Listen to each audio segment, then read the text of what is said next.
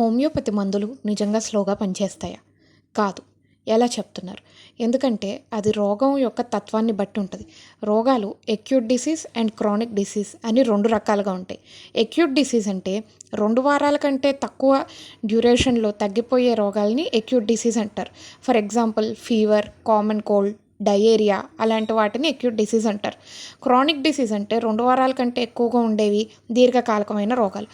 Like diabetes, BP, thyroid, asthma అలాంటి రోగాల్ని chronic diseases అని అంటారు. ఇప్పుడు ఎక్యూట్ డిసీజెస్ అనేవి 2 వారాల లోపలే ఎటువంటి వైద్యం చేయించుకున్నా మీరు అలోపతి వైద్యం అయినా, హోమియోపతి వైద్యం అయినా, ఆయుర్వేదం అయినా ఏ వైద్యం చేయించుకున్నా అయి త్వరగానే తగ్గిపోతాయి. మరి దీర్ఘకాలికమైన రోగాలకి ఇంగ్లీష్ మందుల్లో కూడా జీవితకాలం మందులు వాడమని చెప్తారుగా. అంటే అది స్లోవా? ఆలోచించండి. సో, హోమియోపతిలో ఎప్పుడూ కూడా ఎక్యూట్ డిసీజెస్కి త్వరగా ఎవరు మందులు వాడరు.